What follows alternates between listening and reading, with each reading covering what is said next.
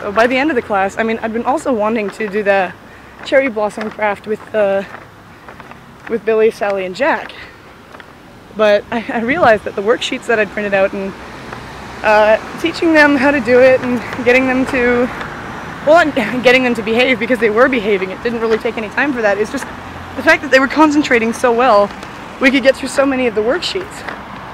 And that was what was so important and, honest to goodness, baffling to me.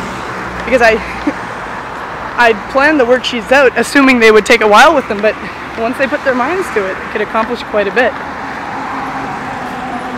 But, you know, we had about 7 minutes left by the time everything was finished.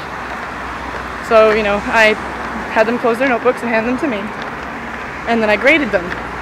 And I explained to them what they did in the class, what was bad and what was good. And I told Jack, you whined one time. Oh, no, he'd whined twice. He'd whined twice. They were little whines. So I said, you whined twice, and your horn's working, fairy lights. You whined twice, so you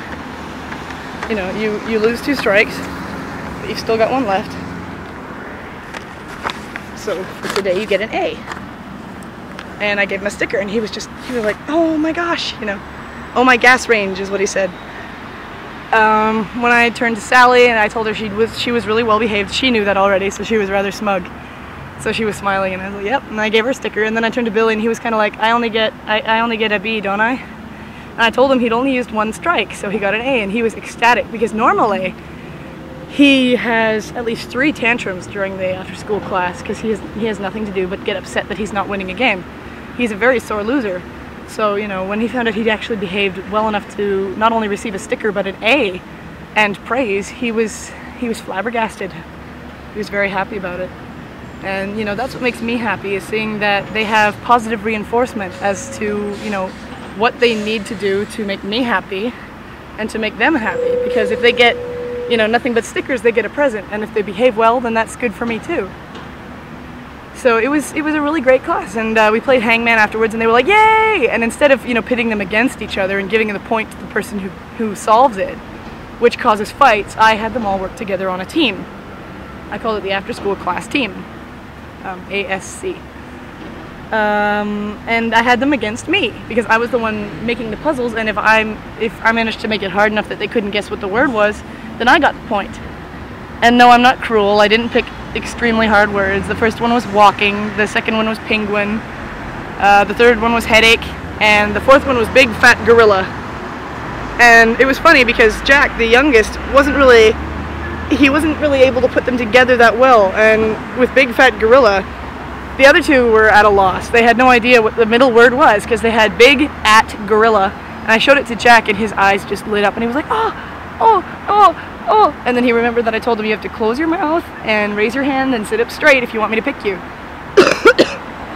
So he did that, and the other two watched him, and I picked him and I said yes, and he said big fat gorilla.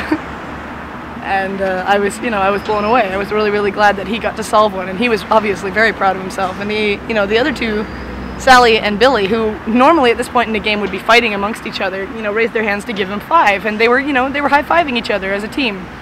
And, you know, patting each other on the back, which is what I told them I expected them to do at the beginning of the class, to work together as a team. And by the end of the class, they'd achieved that. So I felt very proud of myself for showing them that teamwork accomplished a lot more than fighting amongst each other. And, you know, they had 4 points, and I had 0. And, you know, Jack reached over and gave me a bunch of points and said, there. So, you know, obviously the class went extremely well, and I'm very proud of them. And I guess a little proud of myself as well. I didn't think I would be able to organize a class, especially the after-school class, to the point where they would behave that well. And I guess their mothers, the kids' mothers, who are the head teachers at the school, didn't expect it either, because afterwards when I told them, you know, it went off without a hitch. Billy's mother, and she was kind of like, what? Or not Billy's mother, sorry, Jack's mother. And I showed them the report cards and I explained how the class went, and she was blown away. And I felt my cheeks glowing. I was rather happy with the result. So I have a feeling it's going to go really well from now on in terms of the after-school tutoring. I'm really looking forward to tomorrow when I print up some more worksheets for them and have them work together. It's going well. It's going really well.